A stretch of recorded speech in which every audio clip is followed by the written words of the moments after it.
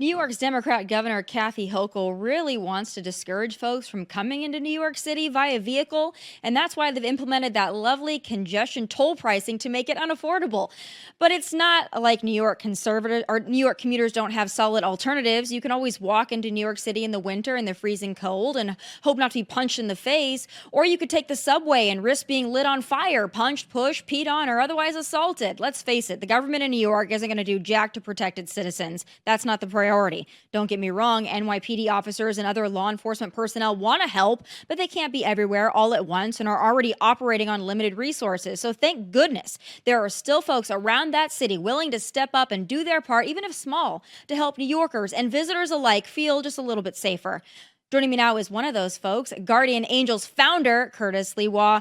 Curtis, first of all, I want to thank you for everything that you do. I don't personally live in New York City, but if I did, I'd feel much safer if I saw you around. And you got to tell me, what the heck is going on in New York City, and what are you seeing on a daily basis? Well, you could imagine if you had to use the subway like working class people, because you don't have Jeeves, past the Great Poupon in the stretch limo. So you have to go down in the subway. First off, what a woman faces that a man never faces and doesn't understand is that there is a line, a conga line of perverts who want to prove to you that they are not suffering from erectile dysfunction. And you are like, what? And they do this with impunity. Occasionally they get arrested. They come back day in, day out. The more crowded the subway car, the more they want to rub on women, the more they want to perv on them. So that's number one violation. Number two, you have emotionally disturbed persons like the Jordan Neelys of the world. People probably best know him because that was the young man, unfortunately, that Daniel Penny had to choke and restrain because he was acting out in his emotionally disturbed way, as he had done for years living in the subway. So you have to deal with all that chaos, the smell of urine and defecation and vomit, the fact that now you won't even go near the platform because you're afraid somebody will push you into a moving train, so you have Velcro cups on your back up against the wall. So for those who may not be aware of the experience, I'll use movie terminology. It's a combination of Jack Nicholson in The Shining, One Flew Over the Cuckoo's Nest, yeah, Clockwork Orange, that's for sure. And you combine all of that and you have what is an out of control crisis in the subways where people get now set on fire and thrown in front of a train. And our elected officials, their response, it's your perception. Look at the analytics. What are the chances of you being thrown in front of a train and set on fire? It's not our perception. It's the reality. And that's why I've ordered the Guardian Angels back into the subways, all of them. This is how we started 46 years ago, and this is what we're committed to do. Well, thank goodness that you are. And I wish that there were more of you willing to take on that task. I mean, I can't imagine. And I obviously have friends and colleagues that live and work in New York City, and some of them do take the subway. And, for me, that's just kind of a different concept for someone who grew up in South Dakota. We don't have a subway. I'm not even sure if we have like a major transit system in the entire state. So it's already kind of foreign to me, but I can't imagine under these conditions taking the subway day in and day out. But there are some people that just have to. They can't afford a vehicle. They can't afford the new toll, congestion pricing. They just simply cannot afford it. So they're forced to be on public transportation like this. And as you mentioned, it's just, you don't know what you're going to get. You hope for the best, but you expect the worst. That footage of the woman being burned alive by the illegal alien, the suspected illegal alien, or whatever we have to say, allegedly, that was just horrific. And I know after seeing that, that really put you into action as well. But a lot of folks watched that footage and they were just astounded that more people didn't do something about it, that a lot of people were okay to film it and then just walk by. What is your assessment of that tragedy, and what the heck happened and is happening that people in that system are so desensitized that they're able to look at that and walk on by? Well, first off, you actually have an advantage being in South Dakota, because if anybody tries to tread on you, you'll fill them full of lead, whether it's with an assault weapon, a pistol. They don't permit that in New York City. Bad people, they have guns all the time. You go to Times Square, they have big signs. no gun zone. Well, obviously the criminals always have guns, but the people who are law abiding, who have a carry permit, the few that they permit, they can't even bring their guns into a crime area like Times Square. So believe it or not, you're at an advantage. But imagine, here's a woman, 57 years old. When you look at her background, and, I say always, say her name, Debbie Kawam. Nobody says her name. They all just say, that woman who unfortunately was set on fire. Well, no, she has a name and a background. She grew up as a Jersey girl, like the Springsteen song, cheerleader. Everybody loved her, voted in her high school, Passaic Valley High School, with the best personality. She worked at Perkins in a pancake house as the hostess and brought others over from the high school to work part-time. Went to Montclair State College, was doing very well, was living an all-American life, and then went to Atlantic City, was working there, had some unfortunate relationships with men that didn't work out, and began to get very depressed. So she was drinking, and you could follow her. You could track her along the Jersey Shore. She was getting tickets and citations in the town, Seaside Heights, place called Belmar, Point Pleasant. And she was getting it for being drunk and disorderly. And so she's trying to get it together. Just imagine she goes back to her home. She knocks on the door, the house that she grew up on, a block of single family homes. And a woman answers the door. Her name is Olga. And she goes, I'm here to see my mommy. Can I talk to my mommy? And Olga says, you must be talking about the couple that sold this house to us 2 months ago. Do you have a cell phone? I'm sure we can find her. I need to see my mommy. I'll call the realtor. And so she goes to get the realtor's card. And the next thing she realizes is that Debbie is walking up the street, screaming out in agony, I want my mommy. Days later, she ends up in New York City, probably took the bus. She's in Grand Central Station. A block away is the Roosevelt Hotel, where we put up illegal aliens. You're an illegal alien. We put you in a room. You get culturally appropriate food, cell phones, iPhones, health insurance, courtesy of Eric Adams, right? And the taxpayers in New York City. So a homeless outreach unit discovers her and says, where are you from? She says, I'm from Toms River, New Jersey. She shows ID. They bring her up to a women's shelter in the South Bronx. She is not an urban girl. She's not used to urban life. They took all her valuables from them, the clients, the people who stay there. The next day, she was seen getting on the subways. For days, she was riding round and round. And on that morning of December 22nd, she was sleeping with the few valuables that she had.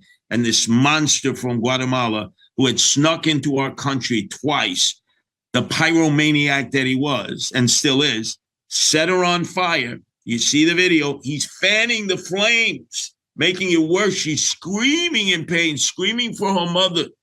None of the men responded. None of the women, other than to film it. They're all like this. They're taking their camera out. The cops are walking right past the car. They don't even look in. She's holding on to the rail. And this guy is sitting on the bench like a pyromaniac, watching her melt like a candle. And then he escapes. He's caught based on 3 Good Samaritans who ID'd him, based on an Instagram photo that the police sent out. And now he's claiming in his court appearances, I blacked out. I didn't know what I was doing. Every day he was smoking $30 worth of K2, drinking cheap vodka, had no job. We were putting him up in a shelter. And guess what? He was getting money from a nonprofit. I'm trying to determine which one, just for inhaling and exhaling. And he pays us back by committing the most violent act of the many violent acts that I've experienced in my 46 years of running the Guardian Angels in the subways. It'll leave an indelible imprint in all of our minds. But this is the Daniel Penny effect. I see it happening now over and over, especially men are not getting involved. They could have taken Debbie, thrown it to the ground like we were taught in school when someone is on fire, roll her around, put something on her, try to put out the flames. Maybe she would have ended up with severe 2nd, 3rd degree, 1st degree burns. There's a nearby hospital. Nobody did anything, and she died.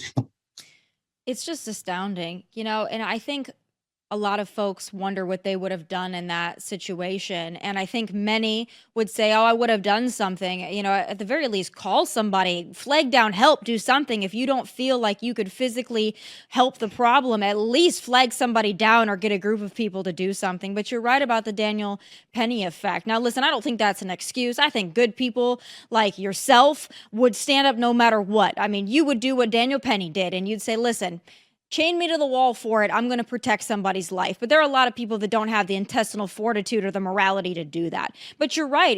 I think that people experience that on a daily basis in New York, where their better judgment tells them to do something, but they also feel like, boy, is this going to ruin my life? I don't have the money for the legal fees to fight this if something were to go south.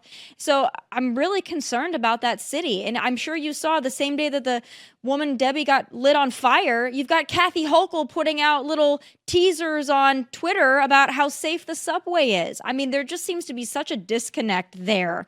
And I'm wondering if you're noticing New Yorkers maybe changing their political perception based on what they're seeing on a daily basis. Is there any hope that we're going to see people change their votes? Oh, yes. Oh, yes. When I ran for mayor against Eric Adams, more Republicans voted, more people as moderate Democrats voted. Then when Lee Zeldin ran the next year for governor, he did even better. Donald Trump did magnificently, especially in the urban areas. I'm running for mayor again. I expect to do exponentially so much better.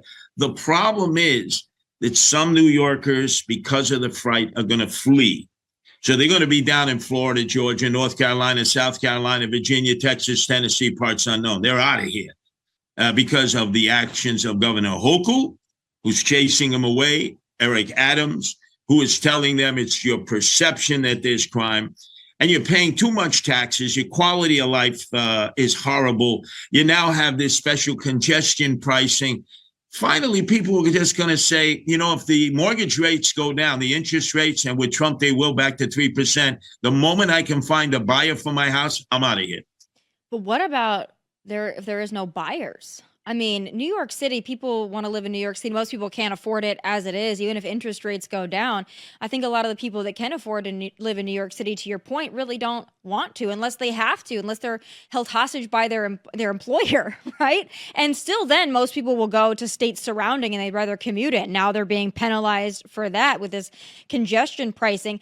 I don't think that there's any rationale behind it, but I'm wondering if you see a motivation. Why would Governor Hochul implement a congestion pricing like this when she knows it's going to further drive people away? Like, what's the end goal? I know Mayor Eric Adams says he's going to work with Tom Homan to get out the criminal aliens. I'll believe it when I see it, right? But what do you think the motivation is for these people to just utterly destroy not only New York City, but the state of New York? What do you think the motivation behind that is? Well, they're constantly telling us, get the hell out of here. If you supported Trump, if you supported Zeldin, if you supported Sliwa, they tell you, leave. You don't share our values. But by the way, pay your taxes on the way out, and we want to hook you for the next 2 years. They have a special measure legislatively that even though you left, you still got to pay taxes for the next 2 years. They get you from the cradle to the grave. We are a system here that is constantly looking to pick your pockets. You can't pick the pockets of the poor. The rich have figured out all the shelters and how to live in Florida many more days and only part-time in New York. So you pay your taxes in Florida. So it's the blue-collar middle class who gets squeezed, but more and more of them are leaving. They're just not going to raise their kids and their grandchildren here. And we're going to be left with a city that's in crisis as we are now. You'll have the very rich. You'll have a lot of very poor, homeless, emotionally disturbed criminals. And then it's going to be up to people like myself, men and women of goodwill, who decide that we're going to improve and not move. We were birthed here. We're going to die here. We're going to have to wage the battle because our politicians have forsaken us. Yeah. Well, it's a heavy burden to carry. And I'm wondering as well, speaking of the migrant crime, I mean, there's been stats put out that most of the crime that's occurring is migrant crime at this point, and I wouldn't be surprised. I mean, let's just think about this. Even people who are emotionally attached to this issue, like, let's just think about it. You're bringing people from third world countries who are different, have different ways of life, and their countries operate much different than the United States of America, and they're bringing that in. They have no job, they really have no money, they've given it all to the cartel that brought them over here, right? So you put them in these shelters and then you just leave them, and what do you expect them to do? Obviously the ones that already have gang backgrounds are going to associate themselves with gangs, form gangs, they're going to have criminal enterprise, they're going to have brothels, they're going to sell drugs, they're going to be drunk, they're going to do drugs. I mean, even people that are emotionally attached to the issue just wake up. It's a reality. What are they going to do all day? Or you're going to let them work and they're going to take American jobs. There's just no solving this problem unless you have mass deportations. And I'm obviously critical of Eric Adams. I think there are some conservatives that are now giving him a pass. I'm never going to give him a pass. But what do you say to those that say, oh, we just need to get the criminals out, but the ones that haven't committed several crimes, they can stay? Is that going to be maintainable in New York City? Well, I must tell you, there's so many bad hombres that Homan and ICE, Immigration and Naturalization Service, are going to have the daisy chain perp walks for a long time because, especially the Venezuelans, put aside the other illegal aliens, there are many, but the really bad hombres, as Donald Trump used to call MS-13 in his first term in office, are the Venezuelans. And Maduro learned from Castro. Castro had problems in 1980. He had dissidents, criminals, the mentally ill. He saw a sucker in Florida with his wife named Jimmy Carter and Rosalind, do-gooders. And he's saying, I'm going to send you all the Cubans from here. And Jimmy Carter and Rosalind said, send them to us. We'll take care of them. 185,000 Mariolitos, the boat lift. And most of them were problematic. And they overwhelmed us. Now, that was only 185,000. Maduro had all kinds of problems with gangs, narco-terrorists, threats against himself. So he figured, let me take a page out of Fidel Castro. And he basically said, hey, we're not going to lock you up in our gulags. We're going to send you to that Isthmus of Panama, and then you make your way up north. And then you go right to America. Well, we'll help you get there, but just do me a favor, don't come back. And naturally, they looked at all the cities and they said, where do we go? Because they all seem to have iPhones, cell phones. And New York City was the place to be because Eric Adams said, oh, we'll put you up in a hotel. We'll give you culturally appropriate food. Now, in New York City, the normal breakfast when you're on the go is a bagel with a schmear, a little bit of cream cheese. Oh, no, the illegals said, no, that's not culturally appropriate. We want con arroz habichuela, beans and rice. And by the way, we want a chuleta on top, a pork chop.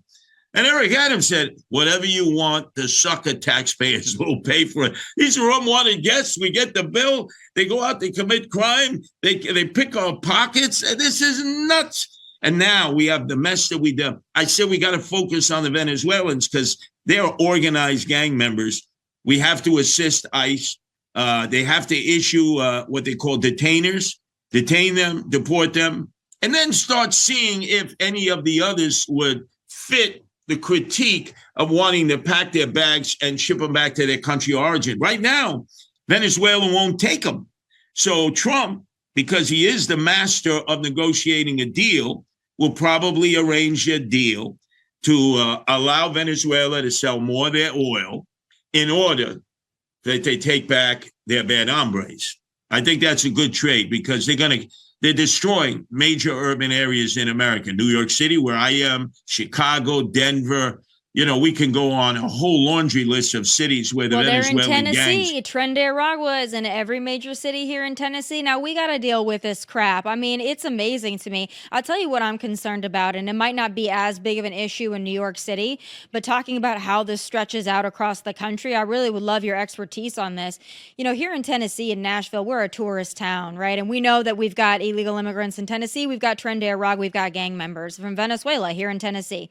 We're a tourist town, a bachelorette town. I'll tell you, Curtis, what I'm concerned about. There's a lot of young girls, a lot of young women here to celebrate their bachelorette, their birthdays. They go out on Broadway. They listen to country music. They drink. They order an Uber or a Lyft to get back to their Airbnb or their hotel. I'm really worried because a lot of these Uber and Lyft drivers are, in fact, illegal immigrants. In fact, I know this because we've asked. And they're happy to tell you that they're illegal immigrants, by the way, but they're Sure. driving these young, intoxicated girls back to their Airbnb. Maybe they're good people who want jobs. Maybe they're not. I'm really concerned. What are we going to do about this problem? Well, there has to be proper vetting. And as we know, there was no vetting at the border, even if they did what their papachulo Joe Biden said, who said, oh, come one, come all through the portal, like Eagle Pass. They come through the portal. They say, I'm an asylum seeker, even though we know when they eventually get to federal court years later, 90% of them are going to be deported because they're not asylum seekers. They're here to make money. I mean, I understand that. But maybe 10% have real reasons to be here. But they're going to be permitted to roam around the country for 5 years, 6 years before they attend an immigration hearing in a federal court. And we know most of them are not going to show up. But Lyft and Uber, there is no vetting.